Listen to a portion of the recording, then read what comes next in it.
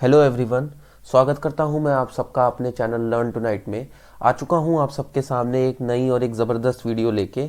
जानेंगे हम इस वीडियो में कि कैसे अगर आपको दो पॉलिनोमियल दिए गए हो तो उन दो पॉलिनोमियल को आप कैसे डिवाइड कर सकते हैं। और इससे पहले हमने पॉलिनोमियल सीरीज़ में 5 वीडियो देख ली है। ये आपकी पॉलिनोमियल सीरीज़ की छठी वीडियो है। इसके बाद जो वीडियो आएंगे वो इस चैप्टर का फिनिशिंग पार्ट होगा। तो बिना देरी किए हम इस वीडियो को स्टार्ट करते हैं। इस वीडियो में बेसिकली हम देखेंगे कि पॉलिनोमियल को अगर आपको डिवाइड करना है तो कौन कौन से मेथड का इस्तेमाल करके आप पॉलिनोमियल को डिवाइड कर सकते हैं। सो बिना देरी किए हम वीडियो को स्टार्ट करते हैं। So let's start.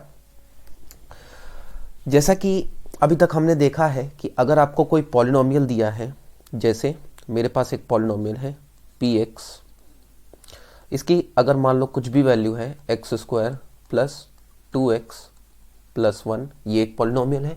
और मान लो मेरे को एक और पॉलिनोमियल दिया गया है gx equal to x plus 1। तो अब मेरे को px डिवाइड करना है gx के साथ। ओके, तो ये जो डिवीजन है ये मैं दो मेथड से परफॉर्म कर सकता हूँ। हमारी एनसीईआरटी में दो मेथड दिए गए हैं। एक है हमारा लॉन्ग डिवीजन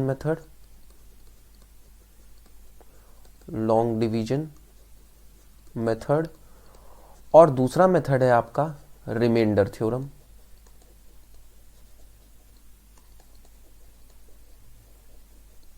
सबसे पहले हम कंसिडर करते हैं लॉन्ग डिवीजन मेथड। देखते हैं लॉन्ग डिवीजन मेथड क्या होता है, इसके बारे में पूरी जानकारी मैं आप सबको देता हूं। एक एग्जांपल से इसको शुरुआत करते हैं। अगर px मैं कंसिडर कर रहा हूं x plus 3x² minus 1, and इसको मेरे को डिवाइड करना है एक gx के साथ, और gx मेरे को दिया है 1 प्लस x। तो लॉन्ग डिवीजन मेथड को समझने के लिए आपको कुछ इसके स्टेप्स देखने पड़ेंगे। अगर ये स्टेप्स आपको समझ में आ जाते हैं तो लॉन्ग डिवीजन मेथड आपको बहुत ईजिली समझ में आ जाएगा। सबसे पहला स्टेप 1 देखो। स्टेप 1 में क्या होता है, जैसा कि हमने पिछले वीडियो में डिस्कस किया था कि अगर आपका कोई पॉलिनोमियल दिया होता है तो उसको हम स्टैंडर्ड फॉर्म में अरेंज करते हैं। स्टैंडर्ड फॉर्म एज इन मतलब हम उसको डिसेंडिंग ऑर्डर में अरेंज करते हैं। मतलब सबसे पहले बड़ा टर्म, फिर उसके बाद छोटा, फिर उसके बाद नेक्स्ट छोटा टर्म, ऐसे सो ऑन आप उसको अरेंज करोगे। तो आपको px एंड gx को डिसेंडिंग ऑर्डर में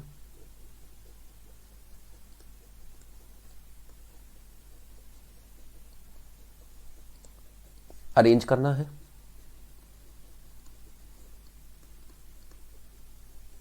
ओके, तो अगर हम px को डिसेंडिंग ऑर्डर में अरेंज करें तो सबसे बड़ा टर्म आपका कौन सा है, 3x², फिर उसके बाद x और फिर लास्ट में 1। इसी तरीके से आपको gx को भी अरेंज करना है। तो सबसे बड़ा टर्म हो गया आपका x और फिर हो गया 1। अब ये अरेंजमेंट हो गया, ये हुआ आपका स्टेप 1। अब जो सेकेंड स्टेप है ये सबसे इंपॉर्टेंट स्टेप है। देखो स्टेप 2, जैसा कि मेरे पास px का जो सबसे पहला टर्म है वो क्या है, आपका 3x² है। px का मेरा सबसे पहला टर्म क्या है, 3x², और gx का भी आप पहला टर्म देख लो, वो क्या आ रहा है, आपका x आ रहा है। इन दोनों को डिवाइड करो, इन दोनों को डिवाइड करो, यहाँ साइड में डिवाइड करो। देखो 3x² डिवाइडेड बाय, अगर मैं x करूं तो एक x इस x² में से हटा देगा एक x को, तो बचेगा क्या, 3x। ये जो टर्म आया है ये आपका क्वोशिएंट होता है। जब आप डिवाइड करते हो तो जो ऊपर चीज लिखी जाती है डिवीजन के ऊपर, तो वो क्या होता है, क्वोशिएंट होता है। ओके, तो देखो अब मैं इसको पूरा समराइज करूं तो आपको क्या करना था, आपको px को डिवाइड करना था। तो px हो गया आपका डिविडेंड, जो कि आपका डिवीजन के अंदर लिखा जाएगा। डिवाइजर हो गया आपका क्या, gx वाला, जो डिवाइड करेगा। अब जब आपने पहले टर्म को डिवाइड किया था तो भैया डिवाइड करने पे हमको क्या मिला था, 3x मिला था। वो क्वोशिएंट मैंने लिखा, तो क्वोशिएंट को यहां लिख दो, 3x कर दो, लिख दिया हमने। अब क्या करना है, सिंपली आपको ये जो पूरा gx था, ये जो पूरा gx है, इसको इसके साथ मल्टीप्लाई करो। ओके, मल्टीप्लाई करें तो पहला टर्म x जब 3x के साथ मल्टीप्लाई होगा तो मेरे को मिलेगा वो 3x² मिलेगा। मेरे को मल्टीप्लाई करने पे क्या मिलेगा, 3x²। वो x² के नीचे ला के रख दो, यहाँ 3x² के नीचे ला के रख दिया मैंने। और 1 जब 3x के साथ, देखो जितने भी टर्म होंगे वो सारे आपके क्वेश्चन के साथ मल्टीप्लाई होंगे। तो x की बारी हो गई मल्टीप्लाई होने की, अब 1 की बारी आई। 1 आपका जब 3x के साथ होगा तो क्या होगा, 1 into 3x is nothing but 3x, तो वो आएगा आपका x वाले टर्म के नीचे आएगा, ये 3x हो गया। और इन दोनों के ऊपर था प्लस प्लस साइन। हम क्या करते हैं, हम हर बारी जब डिवीजन परफॉर्म करते हैं तो सब्ट्रैक्शन करते हैं। जब ऐसा लिखने के बाद आपको क्या करना होता है, सब्ट्रैक्शन करना होता है। तो पहले इसके ऊपर प्लस साइन था, अब इसके ऊपर माइनस साइन आ गया, और सिमिलरली इसके ऊपर भी माइनस साइन आ चुका है। तो ये ऊपर वाला आपका प्लस 3x² है, और अब ये हो गया माइनस 3x², तो ये कैंसिल आउट हो गया। और ये हुआ, अब ये देखो ये वाला टर्म क्या हुआ, x हुआ, और दूसरा टर्म क्या है, इसके नीचे क्या है आपका माइनस 3x हो गया। तो x minus 3x is nothing but minus 2x minus 1। ठीक है, यहां तक समझ में आ गया। अब फिर से ये जो चीज मिली है आपको, ये जो आपको नई चीज मिली है, ये आपका नया डिविडेंड हो गया। ठीक है, ये आपका नया डिविडेंड हो गया। अब इसको अगर आपको डिवाइड करना है, और डिवाइजर आपका यही है, यही आपका डिवाइजर है, तो हम क्या करेंगे, पहले टर्म को फिर से आप डिवाइजर के पहले टर्म के साथ डिवाइड करोगे। फिर से अब आपको स्टेप 2 को दोहराना है। ठीक है, अब स्टेप 3 क्या होगा आपका, स्टेप 3 क्या होगा, जब आपको नया डिविडेंड मिल गया, नया डिविडेंड मिलने के बाद रिपीट स्टेप 2, हमको रिपीट करना है स्टेप 2 को। तो स्टेप 2 में क्या होगा, देखो स्टेप 2 में क्या था, माइनस 2x को आप डिवाइड करोगे किसके साथ, पहले टर्म के साथ, ये x के साथ डिवाइड होगा, ये कैंसिल आउट हो गया, बचा क्या -2, ये आ जाएगा क्वेश्चन पे, तो यहां लिख दिया -2 लिख दिया मैंने। अब gx जितना भी है वो आपका क्वेश्चन के साथ मल्टीप्लाई हो जाएगा, तो x into 2x is nothing but -2x, और 1 into -2 is nothing but -2। Okay, ये समझ में आ गया।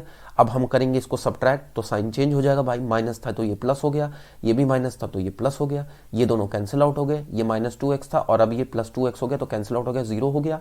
और ये -1 देखो, -1 + 2 हो गया विच इज इक्वल टू 1, तो ये आ गया कितना, +1।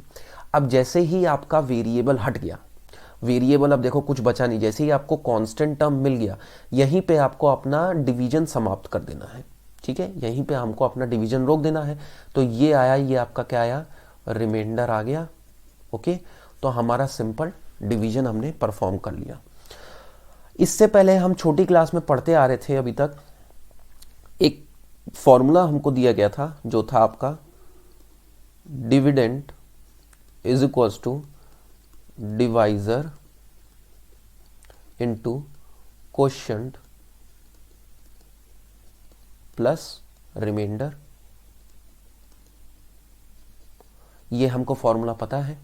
अब जो हमारा रिमाइंडर ऊपर वाले क्वेश्चन में आया है, अगर इस क्वेश्चन में कंसिडर करें, देखो ये आपका क्या हो गया, ये आपका डिविडेंड हो गया, ये हमारा डिविडेंड हो गया, ये वाला आपका डिवाइजर हो गया। ठीक है, और ऊपर क्या आया, ये आ गया आपका क्वेश्चन और ये आ गया आपका पूरा रिमाइंडर। अगर हम इसको इस फॉर्मूले में रखेंगे, नीचे वाले फॉर्मूले में रखेंगे, तो वो उसको सेटिस्फाई करना चाहिए भाई। ओके, तो रख के देखते हैं। डिवाइजर आपका क्या था, x + 1 था। क्वेश्चन क्या आया है आपका, 3x - 2 आया है। रिमाइंडर क्या आया आपका, 1 आया है, रिमाइंडर हमारा 1 आया है। इसको मल्टीप्लाई करने पे, पूरा सॉल्व करने पे वो आपका डिविडेंड के बराबर बनना चाहिए। अगर बनता है तो हमने जो सॉल्व किया है वो सही किया है। ठीक है, तो इसको क्या करना है, अपने को मल्टीप्लाई करना है, ये दोनों ब्रैकेट को अपने को मल्टीप्लाई करना है। तो x जो है वो इसके साथ मल्टीप्लाई होगा, क्या हो जाएगा, 3x² हो जाएगा। फिर x जो है वो इस 2 के साथ मल्टीप्लाई होगा, क्या होगा, -2x हो जाएगा। अब आई बारी 1 की, 1 है जो वो 3x के साथ होगा, तो ये हो गया +3x हो गया। और 1 जो है वो फिर लास्ट में किसके साथ होगा, -2 के साथ, -2 हो गया, +1 हो गया। ओके, तो देखो 3x² -2x + 3x will be equal to -x, और -2 + 1 कितना हो जाएगा आपका, -1 के बराबर हो जाएगा, सॉरी प्लस x होगा, और -2 + 1 कितना हो जाएगा, -1 आ जाएगा। यही हमारा क्या था, डिविडेंड था जो हमको क्वेश्चन में मिला था। तो यहां से हमारा हेंस प्रूफ हो गया। ओके, तो ये फॉर्मूला हमारा प्रूफ हो गया। तो यहां तक आप सबको बात समझ में आ गई होगी कि अगर आपको लॉन्ग डिवीजन मेथड से परफॉर्म करना है तो कैसे आप डिवीजन परफॉर्म कर सकते हैं, एक और इसका क्वेश्चन देख लेते हैं ताकि आपको अच्छे तरीके से समझ में आ जाए। नेक्स्ट क्वेश्चन अगर हम देखें, एक नया पॉलिनोमियल ले रहा हूं मैं, px इक्वल टू 3x की पावर 4 माइनस 4x की power cube minus 3x minus 1 and gx is equal to x minus 1। तो ये आपका पॉलिनोमियल px दिया है और ये gx दिया है। स्टेप 1 क्या था? स्टेप 1 था हमारा डिसेंडिंग ऑर्डर, अरेंज करना था हमको। तो यहां देखो, यहां पे जो सबसे बड़ा टर्म है वो ऑलरेडी सब कुछ अरेंज है, यहां पे सब कुछ अरेंज हो रखा है। Same goes with this one also, gx जो है ये भी आपका पूरा अरेंज हो रखा है। तो हमको यहाँ पे स्टेप 1 परफॉर्म करने की जरूरत नहीं है। अब सीधे हम किसके ऊपर कूद जाएंगे? स्टेप 2 के ऊपर कूद सकते हैं। स्टेप 2 में क्या करो आप, पहले तो डिवीजन के अंदर डाल दो इसको, लंबा सा एक डिवीजन बनाते हैं। 3x की पावर 4 माइनस 4x की power cube minus 3x minus 1, ये हुआ। और gx आपका क्या दिया था? x माइनस 1 दिया था। अब हमको क्या करना होता था? px का सबसे पहला टर्म उठाओगे और gx के पहले टर्म के साथ उसको डिवाइड करोगे। तो px का टर्म हमने उठाया 3x की पावर 4, सबसे पहला टर्म यही है। gx का पहला टर्म क्या है? x है। ये दोनों कैंसिल आउट कर देंगे तो बचेगा क्या? 3x क्यूब बचेगा। ये आपका क्या हो गया? क्वोशिएंट हो गया, जो कि आपका कहाँ आएगा? ऊपर की तरफ आएगा। तो ये हो गया 3x क्यूब, यहां लिख दिया आपने। अब क्या करते थे? अब हम gx को उस क्वेश्चन के साथ पूरा मल्टीप्लाई करते थे। तो x 3x क्यूब के साथ मल्टीप्लाई होके क्या बनाएगा? x into 3x cube will be equal to 3x की पावर 4। ये यहां लिख दो 3x की पावर 4, और ये सब्ट्रैक्ट करते हैं तो इसके ऊपर साइन अभी प्लस है तो ये माइनस हो गया, ये कैंसिल आउट हो गया। और फिर -1 into minus 3x will be equal to minus 3x की पावर क्यूब। तो ये क्यूब वाले के नीचे ही आएगा, तो ये आ गया -3x की पावर क्यूब। इस पे माइनस है और प्लस आ जाएगा, साइन चेंज हो जाएगा। अब देखो, जब भी समझ में ना आए कि कैसा माइनस कैसा प्लस, यहां साइड में परफॉर्म कर सकते हो। -4x क्यूब को आपको सब्ट्रैक्ट करना है, प्लस हो चुका है वो अब 3x क्यूब के साथ। तो देखो -x क्यूब बचेगा भाई, -x क्यूब बचेगा। तो यहां क्या हो गया? -x cube minus 3x minus 1, ये पूरा हमने जितना बचा कुचा था वो उतार लिया, ये पूरा नीचे आ जाएगा। जैसे हम सिंपल डिवीजन परफॉर्म करते थे वैसे ही हमको यहाँ भी डिवाइड करना है। अब फिर से ये नया डिविडेंड हो गया, ये आपका न्यू डिविडेंड हो गया। अब फिर से इस डिविडेंड का हमको पहला टर्म लेना है। पहला टर्म आपको क्या मिल चुका है? -x की पावर क्यूब। और gx का पहला टर्म क्या है आपका? x, ये x और ये कैंसिल हो गया है, क्या बचा? -x² बचा। तो यहाँ पे आप लिख दोगे -x² लिख दिया हमने। और x into -x² is nothing but -x की पावर क्यूब अपॉन, ये पूरा कैंसिल आउट हो जाएगा, साइन लगेगा, सब्ट्रैक्ट होगा तो साइन चेंज हो जाएगा। फिर same 1 into -x² -1 into -x² is nothing but +x²। अब देखो यहां दिक्कत है, यहां जो बचे कुचे टर्म है आपके -3x -1, यहां पे कहीं आपको इन दोनों में कहीं भी आपको x² दिख रहा है? नहीं दिख रहा ना। तो हम क्या करेंगे, मैंने क्या कहा था, जो भी आप मल्टीप्लाई करने पे जो भी आपको मिलेगा वो आप उसी के नीचे रखोगे, जो आपका px होगा उसी के नीचे रखोगे। बट यहां पे हमको px में x² नहीं देखने को मिल रहा है, तो इसलिए हम क्या करेंगे, ये जो आपको दोनों को मल्टीप्लाई करने को मिला -1 इंटू -x² पे हमको क्या मिलेगा? x² मिलेगा। x² यहां पे नहीं है तो इसको साइड में लिख दो भाई, +x² बन गया, +x² बन गया। ओके, हम क्या करते हैं? सब्ट्रैक्ट करते हैं नीचे वाले को ऊपर वाले से। तो जब सब्ट्रैक्ट करोगे तो इसका साइन चेंज हो जाएगा। अब क्या बचे टर्म है आपके पास? -x² एक टर्म बचा है, फिर -3x बचा है, -1 बचा है। ये सारे के सारे टर्म नीचे उतार दोगे तो सबसे पहले आएगा सबसे बड़ा टर्म -x² -3x -1, ये हो गया। अब फिर से ये फिर से नया हो गया, न्यू डिविडेंड हो गया। हम क्या फिर क्या करेंगे? हम फिर से आप -x² को लोगे और gx के साथ डिवाइड करोगे, ये दोनों कट गया, आपको क्या मिला? -x मिला। तो हमने यहाँ -x लिख दिया, ये हो गया -x² और यहाँ लगाया हमने ये हो गया प्लस, क्योंकि माइनस करेंगे प्लस हो जाएगा, ये कैंसिल हो गया। फिर उसके बाद 1 को करोगे, -1 into -x is equal to +x, तो +x लिखा और यहाँ पे माइनस साइन लग जाएगा। तो देखो -3x और अब हो चुका है -x, will be equal to -4x -1, ये अभी तक बचा हुआ था।